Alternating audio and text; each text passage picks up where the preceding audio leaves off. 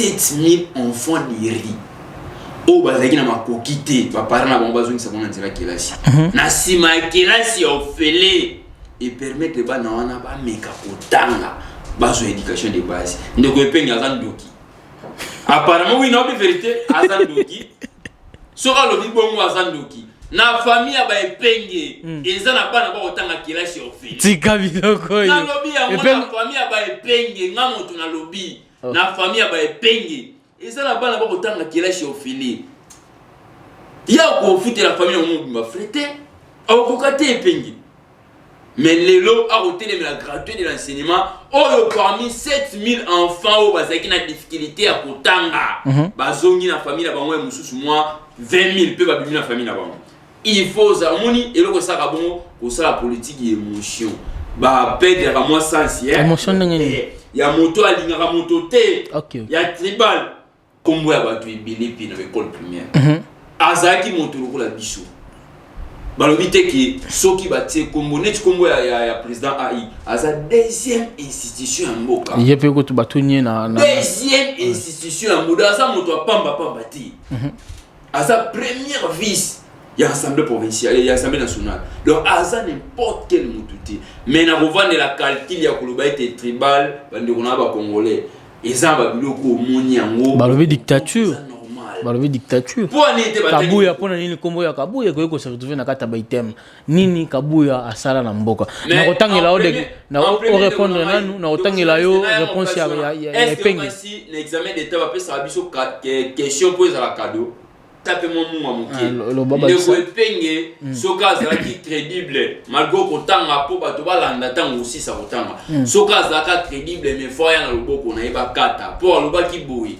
Mokolo tata ekolo Félix Antoine Tshisekedi Tshilombo akokita na este ya mboka na biso yeba kokata loboko na ye aganga makasi na émission pona koloba ete Félix akokita kate na este ya Congo mais le Félix atamboli tina ba zone rouge donc azana no crédible était mais tanga makambo na asala près de 1 mois pendant plus de 20 ans président asala tina est voilà asa crédible na noté quelque sali 23 ans na Congo Félix n'est pas sa décimé tout cas qui déjà Kenya na ba avancer ça très bien.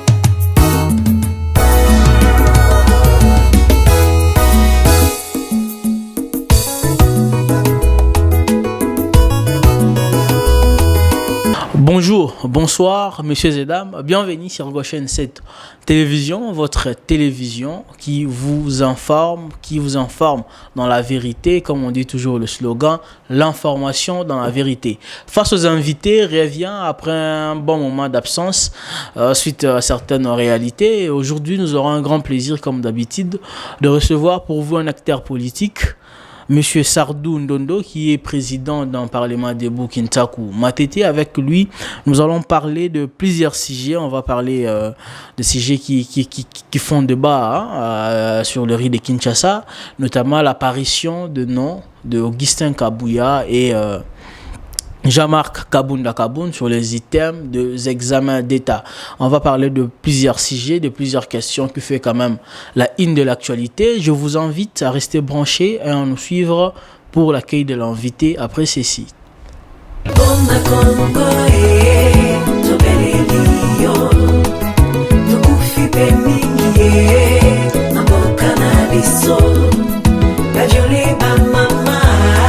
Très bien, de retour sur ce plateau, messieurs et dames, comme je vous ai annoncé que Lelo Toza Koyamba Ndeko Sardou Ndondo, président parlement debout Matete Kintaku, président Sardou Mbote et il y a mon akati Goshen cette télévision. Mbote journaliste, Mbote na ba meloma nyonso ba beti libaku. Ya kotala ndenge to discuter to pe ko solola.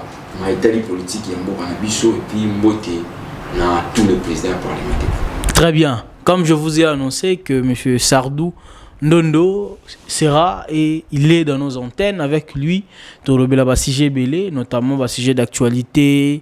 Hein, comme je vous ai annoncé na sommaire wana, pour ne pas perdre de temps, président Sardou, Kinshasa a passé des moments morobo y a moins de tension. Il y a moins de tension autour qui phénomène morobo na nzela kin phénomène bombé. Au moins la penaya ya telemi boema tikali alali à côté les mains. Et ça l'irage jusqu'à ce que l'autorité s'implique vraiment pour nous commettre fin à l'eau. Comment on a nous apprenons qui le Congo a bombé, oyeba ngokala, to koyeba nga tango bimi et puis moi conseil na yo na bilenge oyo bakota kinzela on ekozala ni président Sardou. Ah merci ndeko journaliste tango to kolobaki tata ekolo Félix aïe na Congo pour appeler sa lumière et c'est qui va quantité. Il se lui a bombé à la différence avec bateau Bachelo Congo 18 ans de gestion. 18 ans de gestion c'est là qui sont qui Kuluna tout comme les Kulu on va lancer opération de Kofi. Opération de Kofi on va lancer ba komi ko boma bateau la banyama. Tout le monde Félix tant va au sommet à comprendre était bande de biso esimba ka machete ça manque il y a pas moyen pendant 18 ans ndenge bande ko Bachelo Congo ba sacrifier jeunesse. Félix Tango, il y a la différence. Tango Lissolo a bombé Mati. Nous avons ministre de la Santé en plein conseil des ministres. On a BTCT, Lelo, Yves Boukou, le ministre de la Jeunesse, a eu déjà la précaution pour nous rappeler Bissou Bajenet et Tommy Pessa na bombé, Tepambate, Moka na Bissou Congo, ensemble avec Félix, ils ont besoin de Bachet. Donc, na Bissou déjà, suite à bombé, aux jours à Calamité du Soudan. Mais tout le monde a été dernièrement gouverneur à ville, à Kanaki, notamment Iska présumé, Iska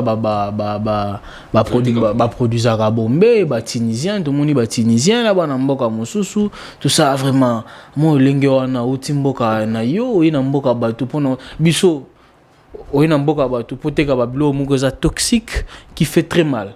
Il y a un Congolais, il y a de cela 1 ou 2 mois si je ne m'abuse pas, il a été assassiné, je peux dire ça, tué à l'Inde, et pas par policier, il a été tabassé fortement, et puis à Kenasoli, la police a Koufi, la police indienne, ils ont accusé du fait que, entre guillemets, il y a une drogue.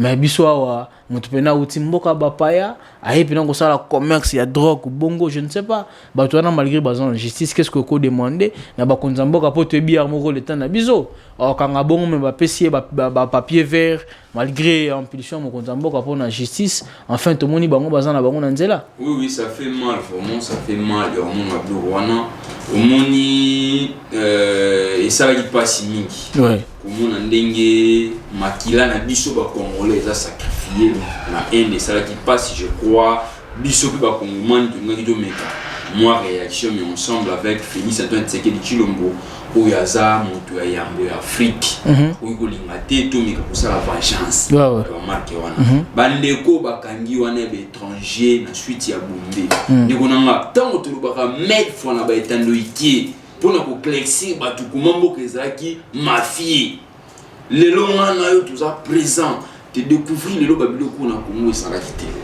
à la différence avec batu ba gérer Congo 18 ans première gestion lelo na gérance Félix te comprendre te moto ala ti cravate loko la ngai aza moyibi pasteur ataka bible na LPK aza moyibi za grâce ya Félix wa ilibiso kala tanto obeta masolo neti ya bombe non obeti lelo to ndo obeta masolo mingi ezaki ya bakasho ya aner Félix au sommet de l'état comprendre que kasho ya aner ko résister te na mboka bon bakasho nyonso ya mais apparemment balo bakasho muso aner ti lelo existe toujours eza betela ngai moto nini oyo yebi politicien za na kasho ya aner et yo kana kalisu ndenge ezala kité on comprend ceux qui ne lo ba étranger na bazo ki makondo ya bana mboka na biso oteka drogue to pe bombe ou bengi drogue na biso eza pambati eza mégestion ya bato ba gérer Congo pendant 18 mais bato ngo kanisa te ba lelo mais on comprend te découvrir bango bien sûr on découvrir bon nini ndeko na ngai et loko seli makaso découvrir yango état de droit Félix a tient na Congo mais non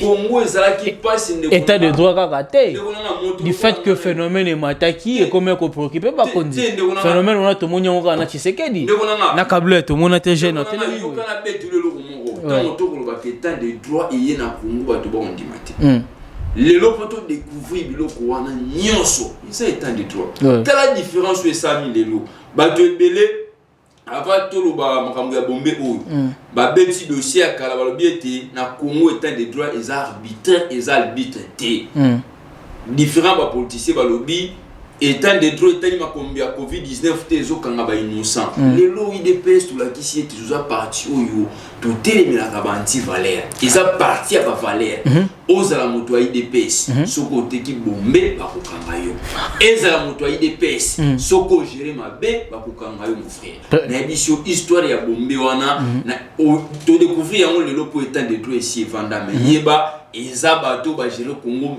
18 ans bon moto batiki ya biloko preuve ane obima en état de droit yango wana zo beta tolo IDPS donc IDPS bino ne botindi ndeko eteni na makala ndeko na ngai biso IDPS tous allons à pouvoir pour n'avoir valeur même ngande na télémi na za IDPS secrétaire général yebi président ya yebi président Sarbi a parlement de Kinshasa ko matete so qui na sali mais gestion na iloko mo ba pesi OK makala secrétaire général ko défendre yo te président ya ko défendre yo te ce ko yo ngolo ba ke ba zuzi yo ba ko sa musala ba za ta IDPS bino nde boko tinda bango te ba zuzi bo sa musala kitoko pour ba l'accès différence était ndeko ancien ministre ya santé était ni Longondo tellement mais je suis là qui est pas inaye ne bakangi ya kena bolo très bien que to sepeli na on a IDPS mais to lobi poto changer Congo et c'est qui to bota bato esika biso moko bato IDPS poto za ba exemplaire pour mboke changer très bien Wandeko Balandi à gauche cette télévision pour comprendre déjà de l'entrée de jeu comment Ndeko Sardou azapena prêt à exploser sur plusieurs questions et actualités toza to beta mo minute muke problème ya seni problème ya seni ba confession religieuse ba potani ti finalement les 6 confessions religieuses ba déposer PV na bango na commission paritaire et ambi yango ba débat et continuer ya babakisi 2 jours mboso ngani papa bato absali pe mosala na e abakisi ba 48 heures o ezala quand même pas na ba disposition mais il a pris ses risques il y a 48 heures à 2 ou 3 reprises en fait. Mais comme il y a un niveau raté, la commission paritaire va adopter PV, il y a 6 autres confessions religieuses, va gagner la corruption à $50,000. Le professeur que je respecte beaucoup, le professeur Mbata, qui est aussi un de l'IDPS, un de proche, il y a président de la République, Bako Akizé Bango, payé principalement, il y a $50,000 dans ma bourre pour pouvoir en place. Comment vous trouvez cette situation? En premier, ils n'ont pas si peu moi. Tout batani comme moi $50,000, c'est que Banda vous a corrompu depuis qu'Abanda fait ça. Ni lo ils n'ont pas si pour nani. Batata et Pichikobo, baza bato bakola kisanga na nzela. Barogo beta lisulo en dehors ya biso te biso ba politique bango ne faut bater ya biso li lubanza. Très bien. Moko comme tata et Pichikobo ba vandi mo panzi moko mon frère au moins na vie photo zalaka clair na makambo to moto ça. Kotsaka likambo to lobi ete kombo ya moto wana ezana mwa luba na kati ndeto kotel mila ete. Tango bandeko tata et Pichikobo balobi ete toke na consensus ngana yo tozala kitende kona ngai ba ina proposition consensus ba comprendre ete moi mbilinga bingeni ça va bito kende na vote tango ba ina kombo ya candidat pamba te jusque là on ba tangeli biso candidat te candidat oyo kombo ko yoka na chance ndeko Denis Kadima ye moto azana si le lona no to éviter secret à PV Kadima te to c'est la dernière jour ba kotanga mais loko comme si biso passe ezanini église lokola ECC na catholique bazaki parmi batu oyo il faut biso to tirer au clair et pas ina bango pamba te proposition nyonso evanda ki pas ina bango mais na biso likambo ya kokoropo moto ezalité biso tous souci na biso ezalité to yeba animateur ya seni pour te tokena maponi mais okoka bango kobeta lisulo ya glissement soki lelo na fongoli congolais nyonso tout matoi po bolanda chef de l'état Félix Antoine Tshisekedi Tshilombo na koloba ete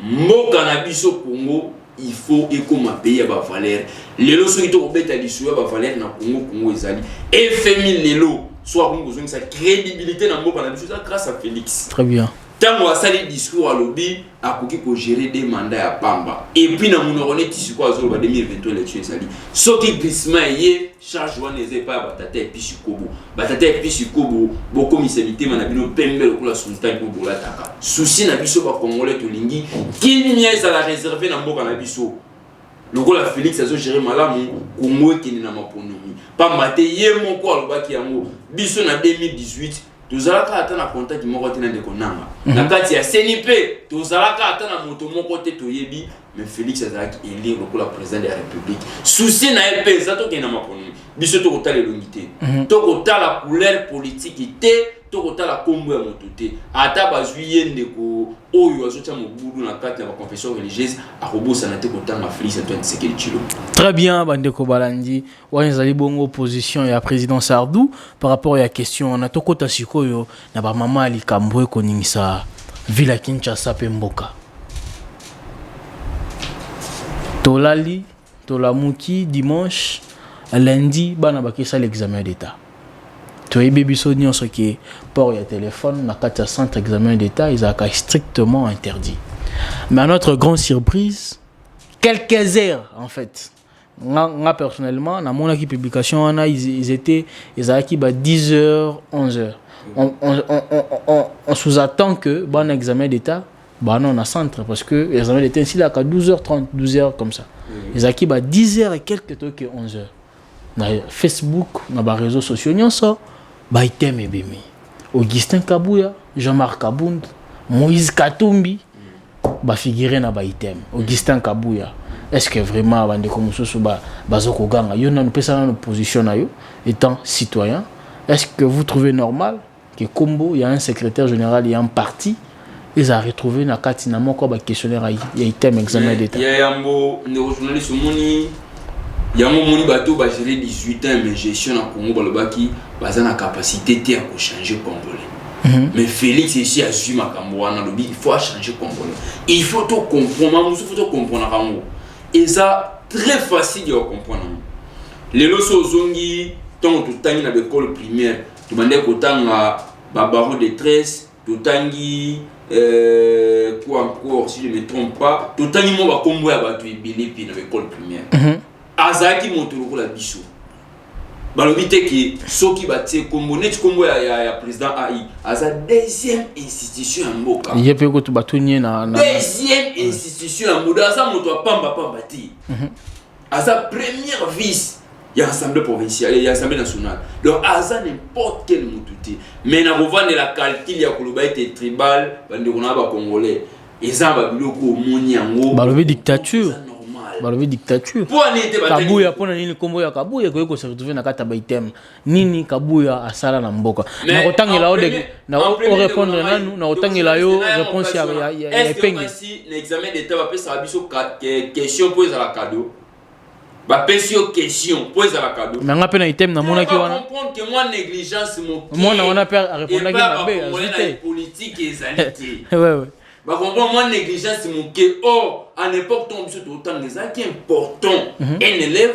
a la capé moins information pas bateau comme la professeur à cause on a toujours na moins information bon information on ga comme secrétaire général à IDPS soit net tu bloquer à Bongo soit net tu bloquer à Bongo et autres na bamba forger ba so ngama mo kena etanoike ata na tenise patala kama kambo pour question ezalaka cadeauté ezalaka faut réfléchir pour répondre. Pour en tout cas, dossier wana ezaka kende na sala appel pour na bobiso ba congolais, bandeko ba gérer Congo 18 ans mais gestion.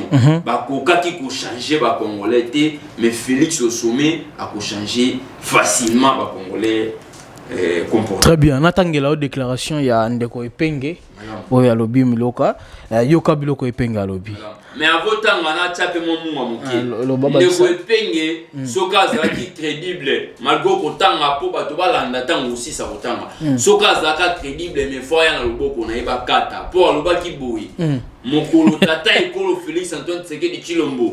Akokita na est ya mboka na biso yeba kokata loboko na ye. Aganga makasi na émission pona koloba ete Félix akokita kate na est ya Congo mais le Félix a tamboliti na ba zone rouge donc azana no crédibilité mais tanga makambo na a ça près de 1 mois pendant plus de 20 ans président a ça été na est voilà aza crédible na noté guerre que ça 23 ans na Congo Félix n'est pas sa décimé to qui déjà kinya na ba avancer ça très bien yoka ipenga lobi boy si rien n'est fait à cet alire après avoir baissé les niveaux et la qualité de l'enseignement public par la gratuité improvisée, l'IDPS va transformer les écoles en parlement debout. Deuxième paragraphe. Attention, l'avenir des enfants du Congo est menacé. Qu'est-ce que Kabound et Kabouya ont fait de mémorable et déterminant en faveur de la nation pour qu'ils se retrouvent dans les items? Ils n'ont pas si peu mawa. Lilo na émission crédibilité et une gratuité de l'enseignement. 7000 enfants d'Iri. Oh, bazaki na makokité. Papa na bomba zongi sabona nzela kelasi. Na sima kelasi ofele et permettre ba na wana ba meka kotanga. Bazo éducation de base. Ndeko epenga azandoki. Apparemment oui non vérité azandoki. Sora lobi bongo azandoki. Na famille ba epenge eza na bana ba otanga kelasi ofele. Tika biloko yo. Na lobi ya na famille ba epenge nga moto na lobi. Na famille ba epenge eza na bana ba otanga kelasi ofele. Ya ko fuite la famille mo bimba frete. Au kokate epenge. Mais lelo a retenu la gratuité de l'enseignement. Oh, parmi 7000 enfants au bazaki na difficulté à kotanga. Bazongi na famille na bango mususu moi 20000 pe ba bimi na famille na bango.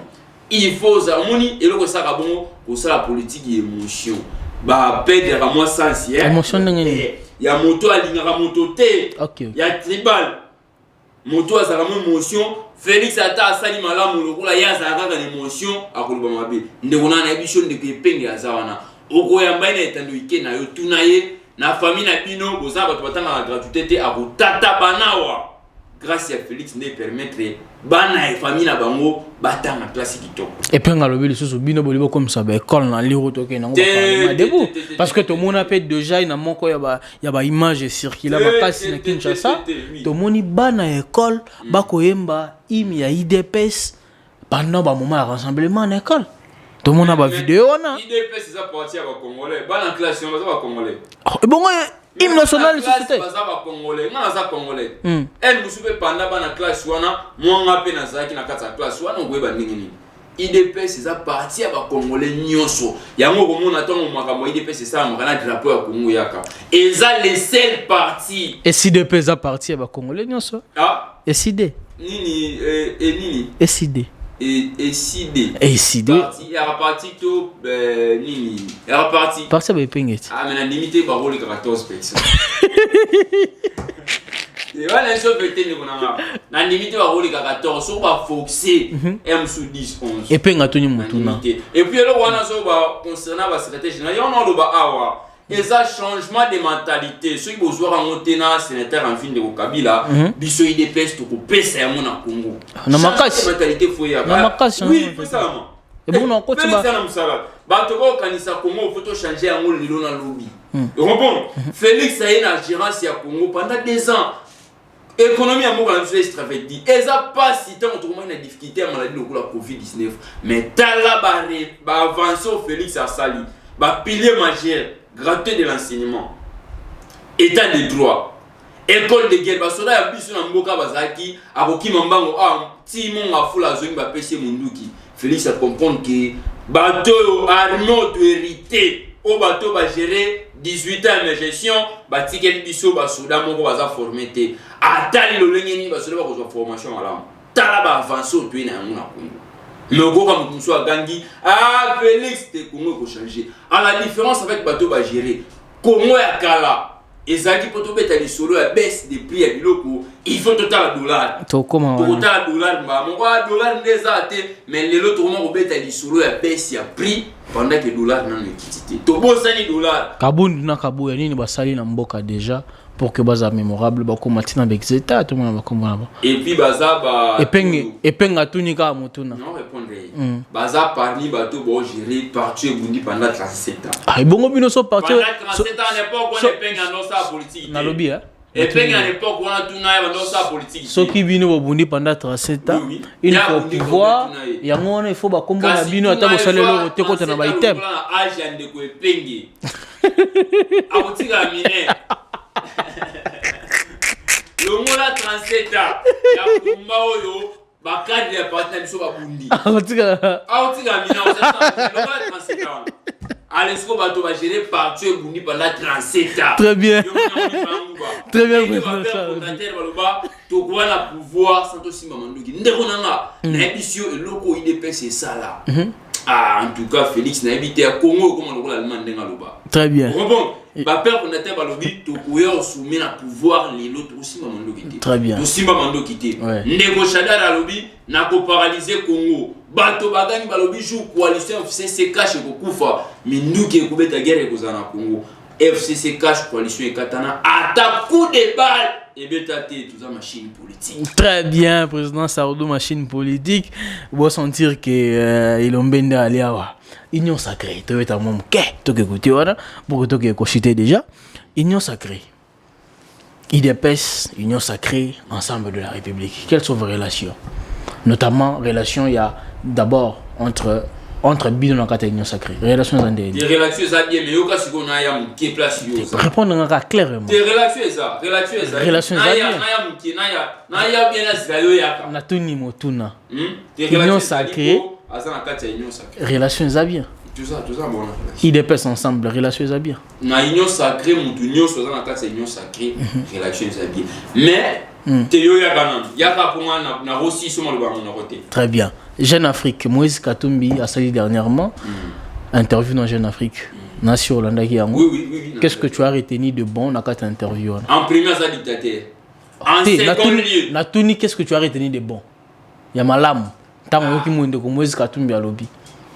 Ah, Yamalam pena kota bato basaka politique et émotion nyonso Yamalam baba bulanga mabe Yamalam mo côté na mona kiwa Nino sepeli na mota en premier azaki dictateur comment ya ko pekisa ndeko ndeko tingi pululu aya ko déposer proposition à loi ndeko Noël Tchani ndeko tingi pululu o aza député mosala député zani kola la pongi na kata Assemblée nationale to pe ba proposition ya ba loi nde sala ka kilelo Congo etelema lolenge to mona ki pende ko mbau aya ki pe na proposition eza mosala oyo ba candidat biso fu ba sala ka yango wana e pekisi moto moko ta ko pekisa ye tango moto ndeko député azoya na proposition ya loi bongo fu betele maboko iyo po ebele ba kota kuna hémicycle na proposer le côté tango ba eza proposition tango ndeko Noël Tchani a proposé loi ya nationaux.